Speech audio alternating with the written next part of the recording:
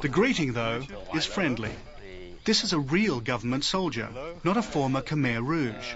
Border sensitivities have changed, and today it's the government in charge. I understand that Pol Pot's last days were spent here and that he died here and his body was burnt. Is that correct? He's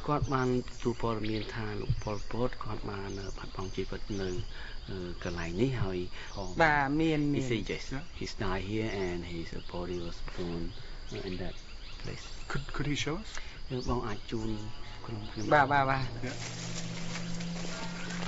There's not much left of it, is there?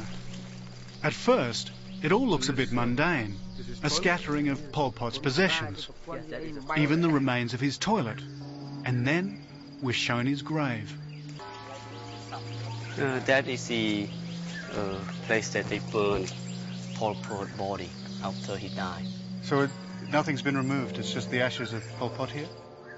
They piled up his possessions, put his body on the funeral pyre and burnt the lot. Hardly a state funeral.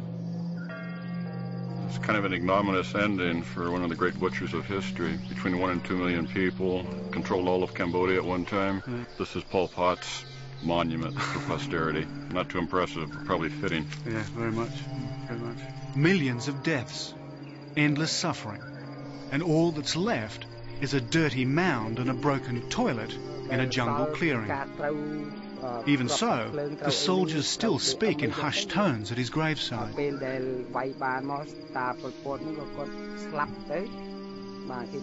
The memory of Pol Pot and the killing fields still has a profound effect on the Cambodian people. As they pick over what remains of his funeral pyre, I notice incense sticks, Buddhist offerings on the grave of a communist who despised religion.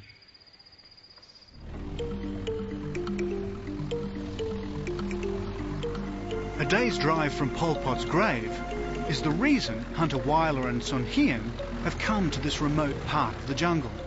They're meeting up with some former Khmer Rouge soldiers who've become professional wildlife trackers. And they're on the trail of the Keating Vor, Cambodia's semi-legendary two-horned unicorn. These guys are some of the most skillful wildlife hunters in Cambodia. Today, they're working for the Wildlife Conservation Society, an organisation that's changing the way locals view the jungle and the animals in it. We recruited the best of the former hunters and turned them into wildlife rangers. And the people we've recruited, I would say probably 80% of the tigers are killed by 25% of the hunters. There's a sort of elite that specializes in large mammals. And these are the people we've gone after. So we've taken out of circulation in this province 10 of the very best hunters. And each of those hunters is capable of killing several tiger a year. So that's a dramatic impact to take that many experienced hunters out of circulation and get them on the side of conservation. Yeah.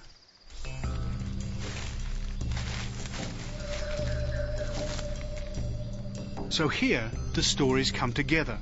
Khmer Rouge and endangered wildlife.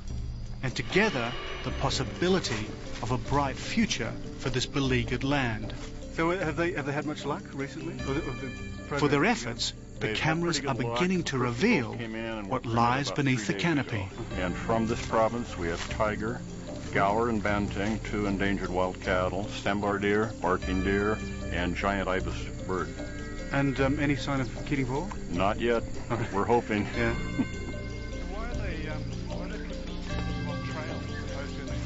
As we walk back, we stick strictly to the path. Thanks to the Khmer Rouge, Cambodia is one of the most heavily landmined countries on Earth. 6 million of them are still scattered across the country. One false step and you can lose your leg, or worse. Every day somewhere in Cambodia, a landmine explodes under someone.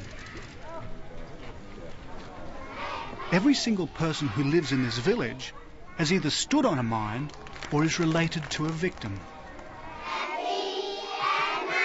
They're all here because of this remarkable man, Bud Gibbons. He's a Vietnam vet who decided to return to Indochina to try and help those maimed by landmines.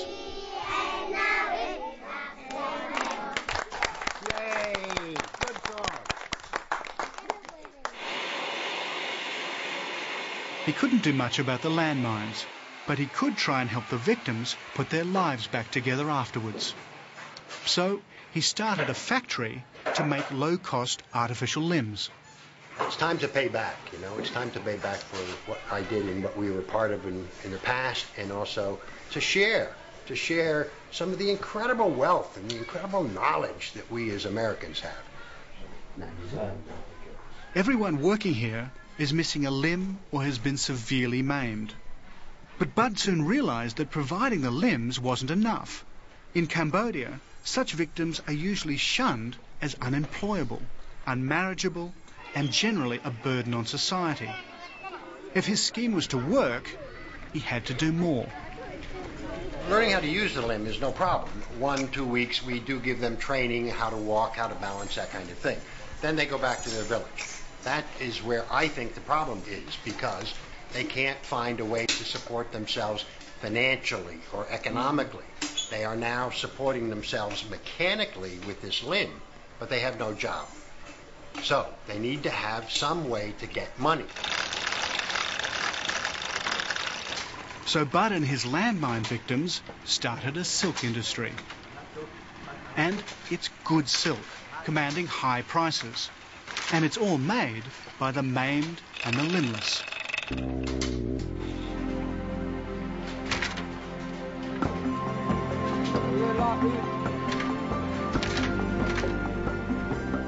They grow their own mulberries to feed to their own silkworms. Then they spin it, dye it, weave it, and market it to the world on the internet. What it's done is give them back their self-respect. With the money they earned, they bought land and they built homes. Many have married and now educate their children in the school they built themselves. And now they even pass on their skills to those that have limbs. And much of it is due to the drive and enterprise of a former GI.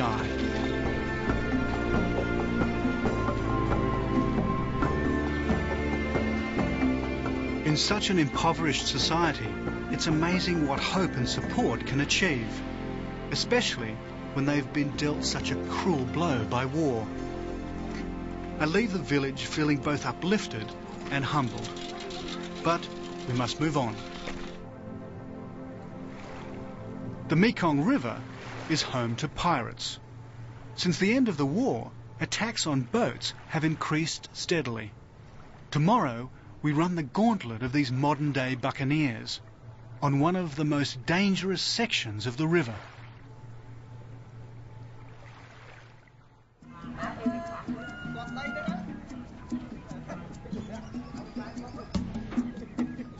The Mekong is 2,700 miles long.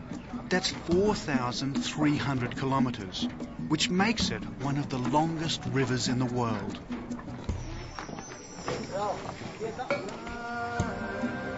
From here, it's a 200-mile journey to Phnom Penh, a journey the government advises all Westerners against because of banditry and piracy.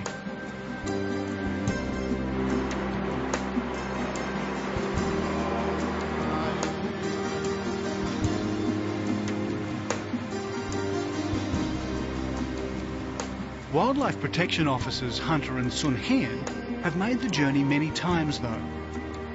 The jungles that line the banks are a rich source of wildlife for the poachers that they're trying to wipe out. At first, the river appears as a vast drifting lake, but it's not as serene as it seems. This river is a navigator's nightmare. The crew place a bowl of fruit on the bow, an offering to the river spirits to ensure that the passage goes well. So these rapids all down the Mekong, are they? Yeah, they have several of them, Yeah. on the way from Tân Trang to Pechit. I think that is one of the smaller one, not the biggest one.